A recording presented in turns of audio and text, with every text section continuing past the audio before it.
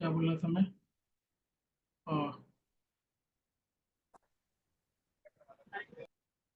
Second वाला, education को assess करने के लिए यहाँ पर दो इंडिकेटर है। पहला है इसमें आपका expected year of education schooling और mean year of schooling. Mean year का मतलब क्या होता है? इसका मतलब होता है कि on an average number of year of formal education किसी भी एडल्ट के द्वारा। प्लीज म्यूट कर लीजिए। कोई भी एडल्ट जो है एजुकेशन प्राप्त करता है by the age of 25 and एब, कि मतलब सिंपल भाषा में बोलें तो ऑन एन एवरेज कितना पढ़ाई की जा रही है उसको बोलते हैं मीन ईयर ऑफ स्कूलिंग। ठीक है। जैसे मान लीजिए बोल दिया जाए किसी कंट्री के अंदर कि मीन ईयर ऑफ स्कूलिंग जो है 10 ईयर है, इसका मतलब है कि ऑन एन एवरेज उस कंट्री के अंदर जो है बच्चे 10 साल तक पढ़ते हैं। ये सम दिखाता है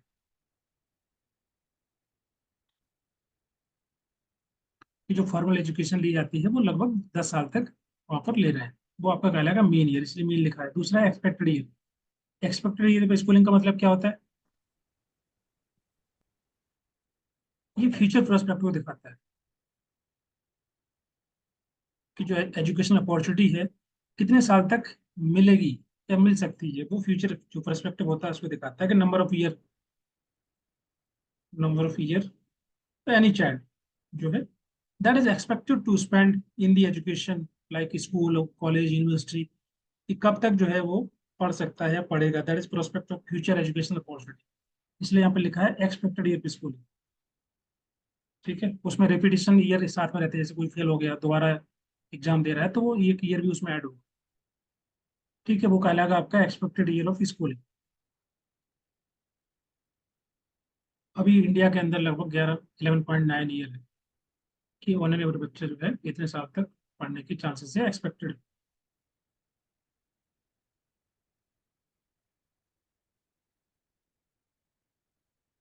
और मीन ईयर ऑफ स्कूलिंग है आपका 6.7 ईयर, कि लगभग 6.74 ईयर तक इंडिया के अंदर बच्चे जो है फॉर्मल एजुकेशन प्राप्त कर रहे हैं। अभी सब उसमें नहीं आएगा, लेकिन बस आपको ये फोर इंडिकेटर पता रहना चाहिए। और लास्ट वाला है जीएनआई। जीएनआई का मतलब क्या होता है? Gross national income per capita. Per capita कैसे निकालते हैं?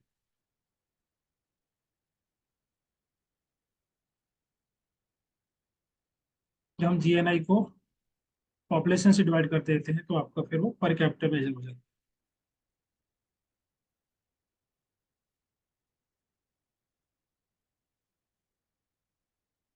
Per capita number of people school, mean year schooling. That means एक क्लास में कितने साल? एक क्लास में नहीं, अरे नहीं, समझे नहीं। एक क्लास में कैसे, कब मतलब कोई भी स्टूडेंट 7 साल तक थोड़ी क्लास में पढ़े। पूरा एजुकेशन, जैसे कि जब एडमिशन होता है ना उससे उसके बाद तक जो है कब तक आप पढ़ते हैं। आपने 12th किया, 10th किया, उसके बाद आपने बीए कर लिया, एमए कर लिया, फिर उसका छोड़ दिया पढ़ाई। तो पूरा आपने जो है प्राइमरी एजुकेशन स्टार्ट की जहाँ से लेकर जितने पढ़े वो आपका मीन ईयर स्कूलिंग कहलाएगा। ओके। समझ में आ रहा है? एक क्लास में 7 साल तक भी कोई पढ़ता है?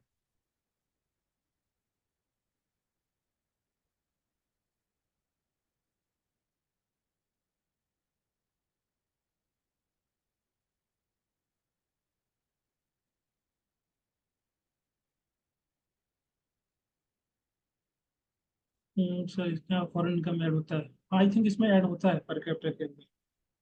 On an average each individual, जैसे किसी कंट्री का पर कैपिटा इनकम जो है 10,000 रुपये है पर ईयर। इसका मतलब क्या हुआ? जब जीएनआई पर कैपिटा अगर है, जीएनआई पर कैपिटा 10,000 है, इसका मतलब है कि ऑन एन एवरेज वहाँ पर पर्सन हर एक व्यक्ति 10,000 रुपये कमा रहा है।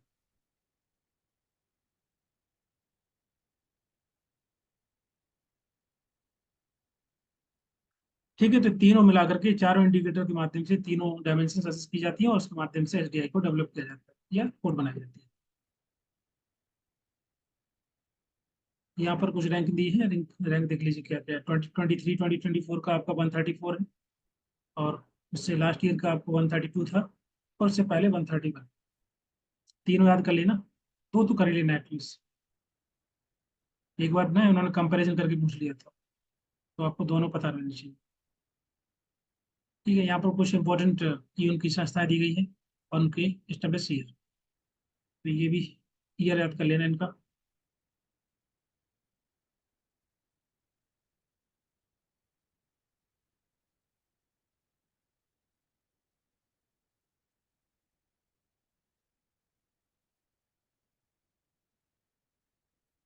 चलिए नेक्स्ट आगे देखते हैं।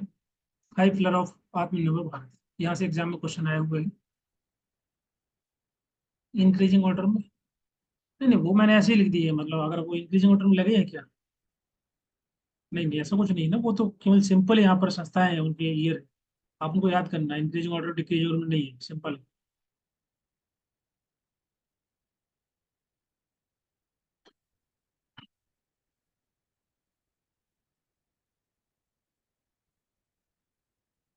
और बाकी एच डी एफ परफॉर्मेंस 2023 2024 का टॉप थ्री कंट्री जो है यहाँ पर मेंशन है, टॉप बॉटम थ्री कंट्री भी मेंशन है यहाँ पर। एस डी आई का, हाँ, इंक्रीजिंग ऑर्डर पे, यही समझ लीजिए, बढ़ता जा रहा है।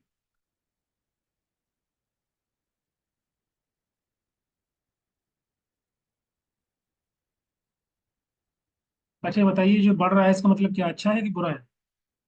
जैसे एस डी आई इंडेक्स के अंदर इंडिया की रैंक 134 है, पहले 132 थी, तो ये बेहतर हो रही है कि बुरी हो रही है?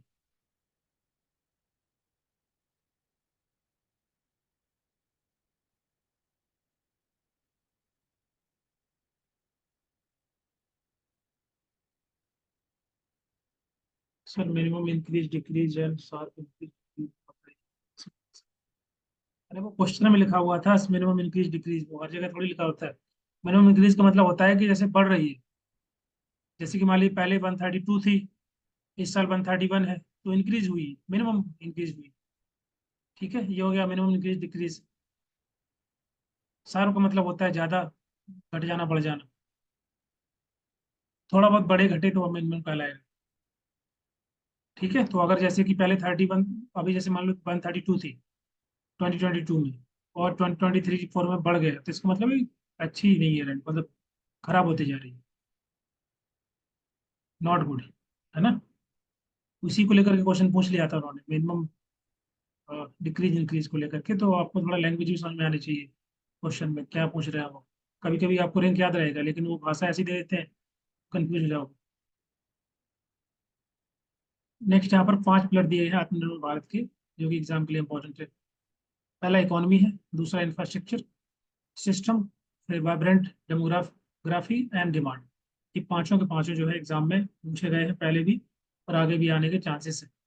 ये इसका उद्देश्य ये है आत्मनिर्भर भारत का, कि कैसे इंडिया को जो है सेल्फ रिलायंट बनाया जाए सभी सेंस में। ठीक है, पहला इकोनॉमी है, इसका मतलब होता है कि किस प्रकार से सेल्फ रिलायंट इकोनॉमी को बनाना, बिल्डअप करना, जहाँ पर फोकस हमारा होगा सस्टेनेबल ग्रोथ पर। ठीक है, इनोवेशंस पर, एंटरप्रेन्योरशिप पर, साथ ही साथ इकोनॉमिक एक्टिविटी को बढ़ाना, प्रमोट करना, इन्वेस्टमेंट को अट्रैक्ट करना, दुनिया भर से इंडिया के अंदर इन्वेस्टमेंट आए, और बिजनेस एनवायरमेंट को बेहतर बनाना है, कंडीसिव बिजनेस एनवायरमेंट, ताकि बाहर से भी लोग यहाँ पर इन्वेस्ट करें। दूसरा इंफ्रास्ट्रक्चर, इकोनॉमी के लिए इंफ्रास्ट्रक्चर बहुत इंपॉर्टेंट होता है सभी सेक्टर्स में, जैसे ट्रांसपोर्टेशन फैसिलिटी है, सभी प्रकार की वो होनी चाहिए, टेलीकम्युनिकेशन फैसिलिटी, डिजिटल इंफ्रास्ट्रक्चर होना चाहिए। ठीक है, तो डिजिटल फिजिकल इंफ्रास्ट्रक्चर कनेक्टिविटी बेहतर करना इकोनॉमिक ग्रोथ के लिए। तीसरा है सिस्टम, सिस्टम सभी प्रकार के सिस्टम, जैसे गवर्नमेंट सिस्टम है, गवर्नमेंट स्ट्रक्चर है, इसके अलावा बाकी इको सिस्टम होता है बिजनेस करने के लिए। ठीक है, ताकि ईज ऑफ डूइंग बिजनेस बढ़े, और साथ ही ट्रांसपेरेंसी इंश्योर हो, कंपटीशन प्रमोट हो। तो इस प्रकार की पॉलिसी प्रोग्राम बनाना सरकार के द्वारा, सरकार के जो भी स्ट्रक्चर्स हैं वो इस प्रकार के होने चाहिए कि लोगों को बिजनेस करने में आसानी हो, डिफिकल्टी कम होनी चाहिए। ऑटोमेटिक चल रहा है आगे। नेक्स्ट है वाइब्रेंट डेमोग्राफी, इसका मतलब है कि प्रेजेंट टाइम में इंडिया के अंदर जो है यूथ ज़्यादा है, यूथ पॉपुलेशन बहुत ज़्यादा है, तो उसको किस प्रकार से हम यूज़ कर सकते हैं, उनको स्किल दे करके, उनको जो है ट्रेनिंग प्रोवाइड करा करके, और ज़्यादा एम्प्लॉयमेंट जनरेशन करना। ठीक है, ताकि ओवरऑल जो है वेलबींग प्रमोट हो पूरी पॉपुलेशन की, उनको एजुकेशन प्राप्त देना है, स्किल्स डेवलप करना उनमें, ये सभी फोकस होता है वाइब्रेंट डेमोग्राफी के अंदर। नेक्स्ट डिमांड, डिमांड का मतलब है कि डोमेस्टिक डिमांड बढ़े, कंजम्पशन बढ़े, बाय द वेरियस मेजर, जैसे कि लोकल जो मैन्युफैक्चरिंग, लोकल मैन्युफैक्चरिंग को प्रमोट करना, वन डिस्ट्रिक्ट वन प्रोडक्ट, आपने सुना होगा, तो ये सभी के सभी हर एक डिस्ट्रिक्ट के अंदर कुछ ना कुछ खास होता है, तो उसको प्रमोट करना, लोकल मार्केट को प्रमोट करना, मार्केट एक्सेस बढ़े ताकि। तो इस चीज को देखते हुए आपका ये डिमांड में आ गया। तो पांचों के पांचों इंपॉर्टेंट है ये। 5 पिलर है हमारे आत्मनिर्भर भारत के।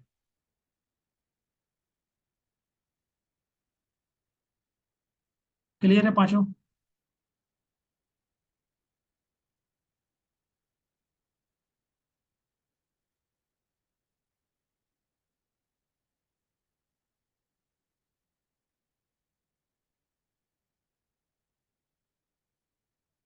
चलिए नेक्स्ट यहाँ पर लिखा है, ये भी स्कीम जो बहुत इंपॉर्टेंट है, एग्जाम में कई बार पूछा गया है, मैंने यहाँ पर ऐड कर दिया है।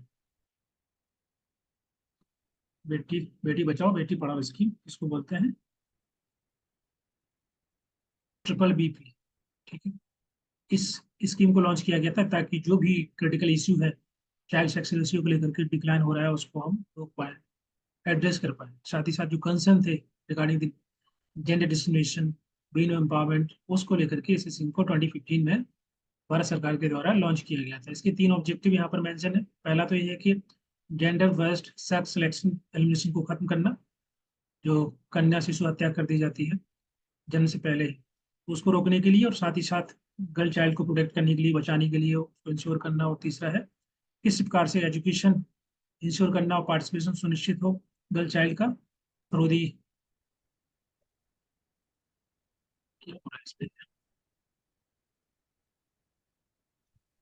बच्चा की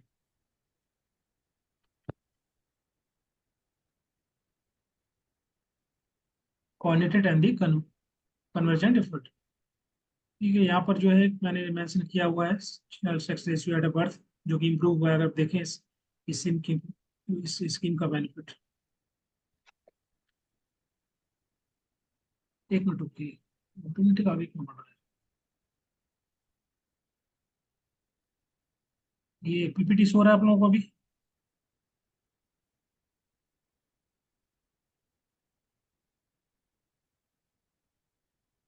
4 वाला रिपीट कर दीजिए।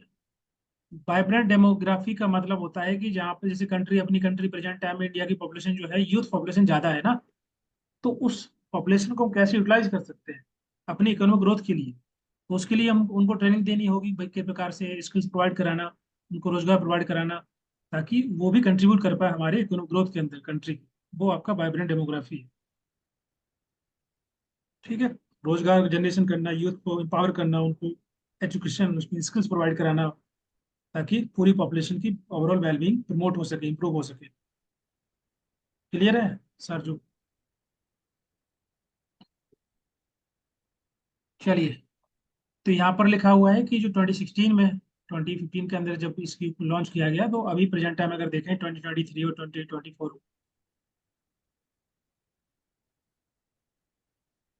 Okay, sex ratio at birth जो है इम्प्रूव हुआ है। जैसे 918 था पहले, अभी 933 हो गया।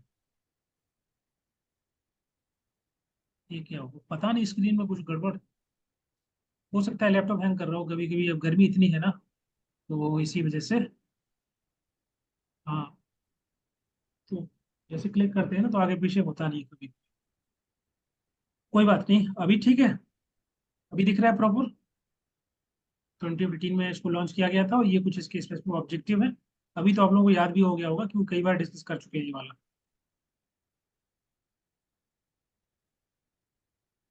चलिए नेक्स्ट है इसमें मिशन शक्ति। मिशन शक्ति एग्जाम में आ सकता है, ये इंपॉर्टेंट भी है। ओके, महिलाओं की सेफ्टी और उनको एम्पावर करने के लिए गवर्नमेंट के द्वारा ये प्रोग्राम को लॉन्च किया गया है।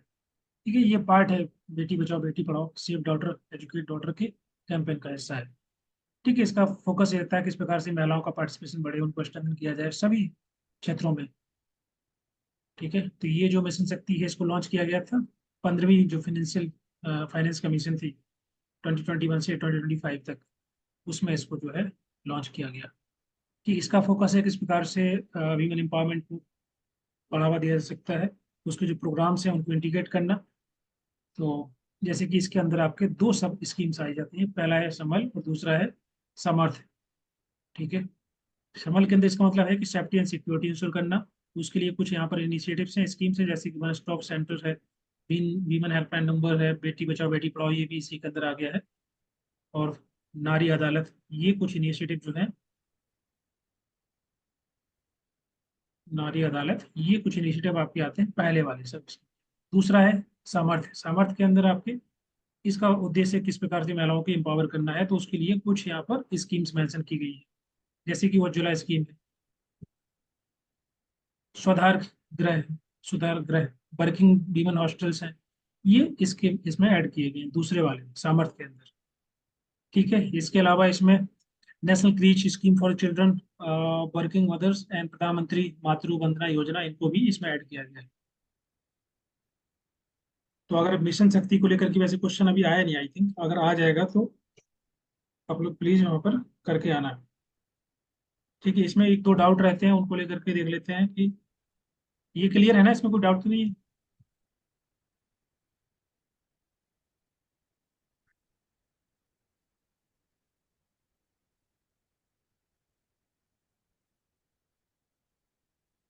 दो सब स्कीम है इसके अंदर, मिशन शक्ति के अंदर, तो आपको दोनों को याद रखना, पहला है संबल और दूसरा है सामर्थ्य।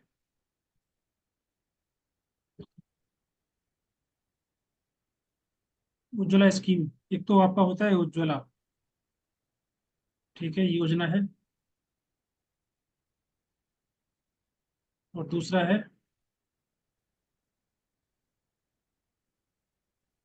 ये उज्ज्वला स्कीम है, तीसरा है उजाला। तीनों में क्या डिफरेंस है थोड़ा बता थोड़ा दीजिए। मैंने आठवां नहीं दीजिए। बोलिए तीनों में क्या डिफरेंस है। होगा होगा कहते हो।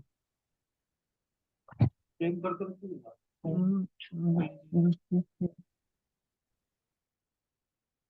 एक एक करके बताइए कि इनमें क्या डिफरेंस है, क्या है इसका मतलब।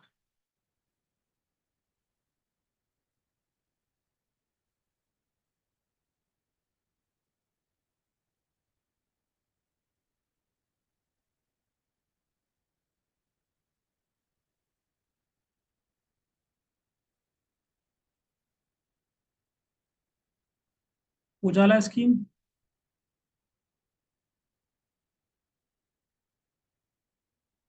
एक लाइट का है, एक एलपी, कौन सा कौन लाइट का कौन एलपीजी बताओ, उसमें लिख के दो, ऐसे कैसे पता चलेगा।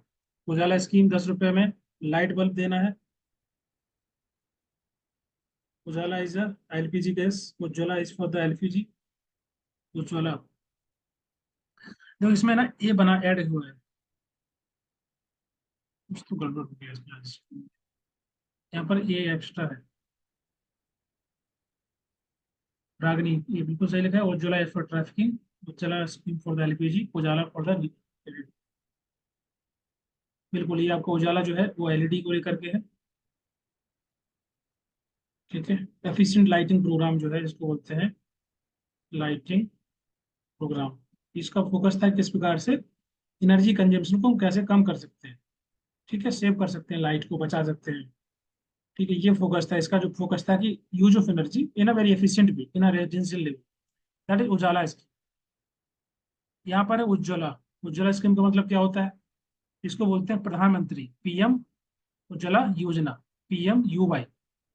ठीक है, ये 2016 में लॉन्च किया गया था एलपीजी कनेक्शन। एलपीजी कनेक्शन किसके लिए, जो बीपीएल कैटेगरी में,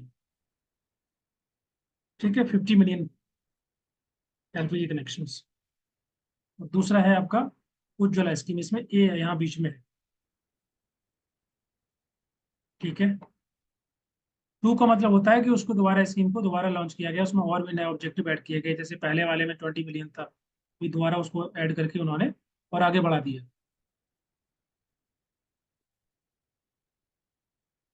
उज्ज्वला स्कीम, और दूसरा कौन सा है, ये आपका ट्रैफिकिंग को प्रिवेंट करने के लिए,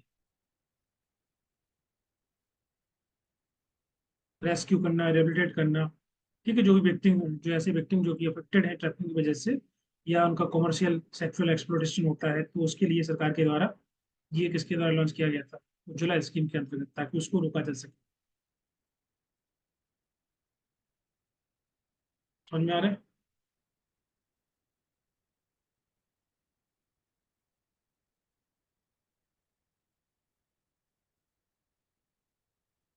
ठीक है, तो एंड 2020 में भी आया है। देखो जो 2.0 वो है ना, क्या है 2.0 बताइए, कोई किसी को पता है तो।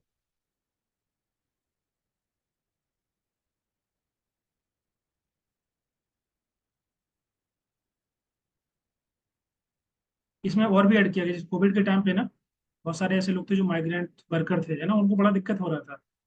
जैसे कि कोई गुजरात चले जाते हैं कोई काम करने बिहार से, यूपी से, तो उनके पास वहाँ का रेजिडेंशियल वो नहीं होता है, एड्रेस प्रूफ नहीं होता है, तो वो कैसे ले पाएंगे? तो उनके लिए सरकार ने प्रोविजन डाला है कि जो माइग्रेट कर जाते हैं लोग इधर से उधर या काम करने के लिए जाते हैं, तो वो भी इसके अंदर आएंगे, उनको भी जो है एलपीजी कनेक्शन दिया जाएगा। ठीक है, स्पेशल फैसिलिटी दी गई है। एग्जैक्टली क्या बेनिफिट है? सेकंड सेकंड का यही बेनिफिट एक्स्ट्रा है, क्योंकि ये कुछ इसमें बोल सकते हैं पहले वाले में प्रॉब्लम्स थे कि जो माइग्रेंट हाउस होल्ड थे स्पेशली, उनके लिए दिक्कत होता था, क्योंकि इसके लिए जो भी एड्रेस प्रूफ या कुछ आधार कार्ड चाहिए वहाँ का लोकल, तो लोकल ना होने की वजह से उनको जो है first gas first gas free मिलेगा। लेकिन जो इम्पोर्टेंट एस्पेक्ट है वो कोविड के टाइम पे देखा गया, बड़ा डिफिकल्टी हो रहा था ऐसे लोग जो कि दूसरे स्टेट में रहते थे या काम कर रहे थे, तो उनके लिए स्पेशली इसको फोकस किया गया। ठीक है।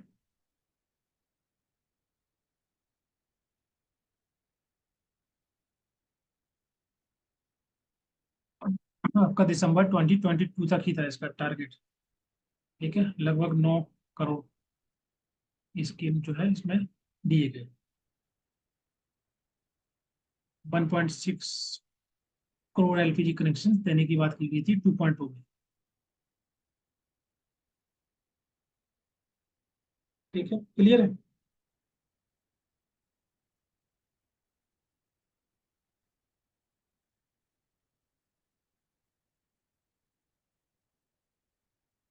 बोलिए।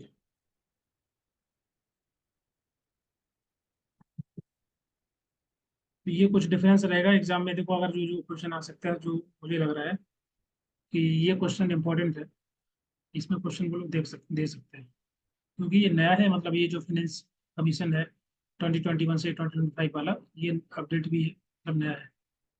और इसके अलावा ये क्वेश्चन तो कई बार आ गया है, तो हो सकता है आ जाए। कभी कभी कुछ क्वेश्चन रिपीट कर देते हैं हम लोग बार बार। ठीक है, ये क्वेश्चन एक बार आ चुका है तो ये भी इम्पोर्टेंट है, करंट में भी है, इसको हम देख सकते हैं। उसके अलावा एसडीआई के रिपोर्ट रैंकिंग, ये सभी एग्जाम के लिए बहुत इंपॉर्टेंट है, दोनों ही। ये एक पहला पेज दूसरा पेज, ये दोनों। स्पेसिफिकली इंडिया का तो पता रहना चाहिए, भले ही बाकी आपको कंट्री का नहीं पता है तो चलेगा। रैंक कितना है, कौन कौन से इंडिकेटर हैं, कौन कौन से डायमेंशन, इसमें कंफ्यूजन बहुत ज्यादा होता है, तो इसको आई थिंक आपको क्लियर हो गया होगा क्या इंडिकेटर, क्या डिफरेंस होता है इंडिकेटर डायमेंशन, पता चल गया? बताइए। डायमेंशन का मतलब होता है कि हम अगर एसडीआई को डेवलप करना है, एसडीआर रिपोर्ट को बनाना है, तो कोई कुछ तो हम देखेंगे ना, किसी किसी चीज को हम बेसिस लेंगे। जैसे कि मान लीजिए ह्यूमन डेवलपमेंट रिपोर्ट बनानी है, तो हम ये देखते हैं किसी कंट्री के अंदर वहाँ की जो ओवरऑल डेवलपमेंट है, जैसे हेल्थ को लेकर के, हेल्थ सेक्टर में कैसा काम कर रहा है कंट्री, एजुकेशन को लेकर के क्या काम कर रहे हैं वो लोग, इनकम को लेकर के, तो ये 3 डायमेंशन हो गई। इन 3 डायमेंशन को हम लोग असेस करते हैं, ठीक है, एसडीआर बनाने के लिए। तो ये 3 डायमेंशन हो गई, हेल्थ एजुकेशन इनकम। इनको असेस कैसे करेंगे? तो कुछ ना कुछ तो होना चाहिए ना, तो उसके लिए इंडिकेटर बने, ये इसको बोलते हैं सूचकांक। ठीक है, इन इंडिकेटर के माध्यम से इन तीनों को असेस किया जाता है। तो जैसे हेल्थ को लेकर के इंडिकेटर है आपका life expectancy at birth. Education के लिए 2 इंडिकेटर इन्होंने ले लिए हैं, यूरोप एक्सपेक्टेड यूरोप स्कूलिंग और मीन यूरोप स्कूलिंग। और जो आपका इनकम के लिए है, gross national income per capita, ये ऐड किया गया है। तो ये 3 इंडिकेटर हो गए, और तीन सॉरी 4 इंडिकेटर हो गए, 3 डायमेंशन हो गए। क्लियर है?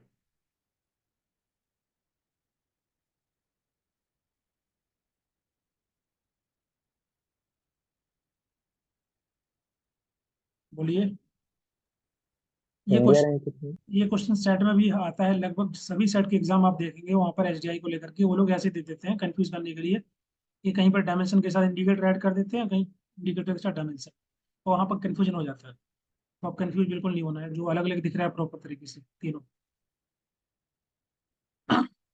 ये भी एग्जाम में क्वेश्चन आया हुआ है, तो ये आपके 4 5 भी है, इनको याद कर लेना।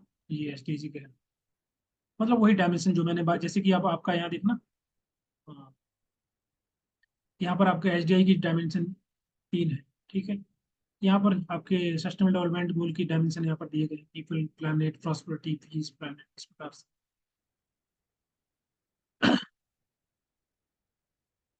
यहाँ पर देखिए जैसे कि 248 इंडिकेटर है, तो ये सभी इंडिकेटर वही सूचकांक हैं जो कि एसेस करेंगे डिफरेंट 17 गोल्स को। कि किस डिफरेंट कौन सा गोल कितना अचीव हुआ है उसको लेकर के ये रिपोर्ट बनती है। ठीक है, ये जो रिपोर्ट क्या ऐसे तैयार होती है, उन्हीं गोल और उन्हीं इंडिकेटर को यूज करके।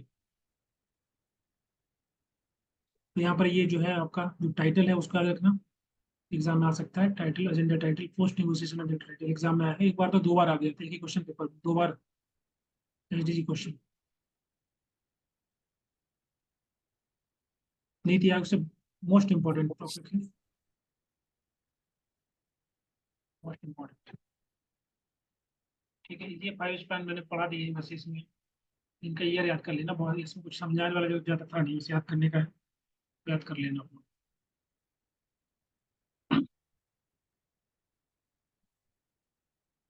क्लियर है, और जो पीडीएफ है सेवन सेवन का, इसके अलावा ये तो आपका हो गया है। और सबसे जो इम्पोर्टेंट चीज़ें हैं वो आपको पीडीएफ नोट्स के अंदर जो ये स्कीम्स वगैरह हैं उनको पढ़ लेना। ठीक है, कुछ पुरानी स्कीम्स भी हैं तो उनको पढ़ लेना, वो भी एग्जाम में आ सकती हैं। और जो पीडीएफ नोट दिया हुआ है दूसरा रिवीजन वाला, सेकंड वाला, उसको पढ़ना है। तो ये वाला पीडीएफ और दूसरा पीडीएफ दोनों को पहले पढ़ना, उसके बाद फिर बचे टाइम में आप जो स्कीम्स वगैरह ले सकते हैं, जो कि आपका यूनिट वाइज पीडीएफ नोट्स में रहेगा। क्लियर है?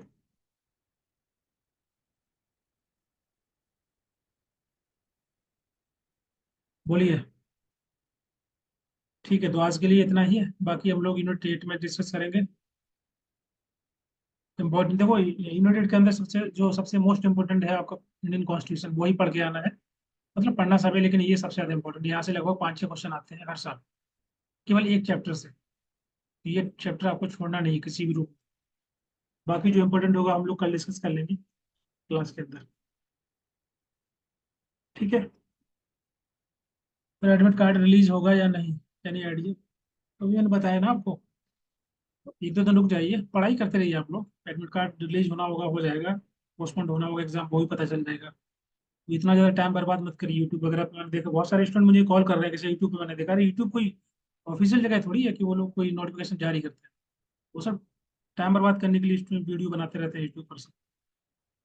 जब तक यूजीसी एनटीए का जब तक आपको प्रॉपर तरीके से नोटिफिकेशन नहीं आता, आपको यही मान के चलना है कि हमारा एग्जाम 18 को है, पहली शिफ्ट में है। ओके, यही सोच के आपको अभी 2-3-4 दिन तैयारी करनी है। जब तक जो आएगा, जो नोटिफिकेशन आएगा उसके हिसाब से हम लोग एडजस्ट कर लेंगे बाद में। ठीक है, तब तक के लिए इस प्रकार की वीडियो और नोटिफिकेशन आप देखो तो अच्छा ही है।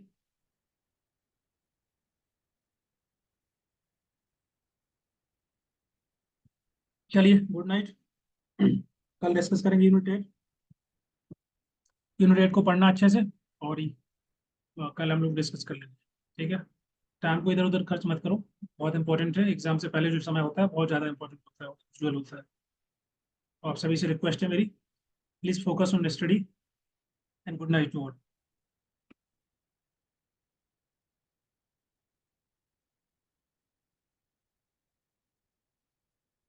Good night, very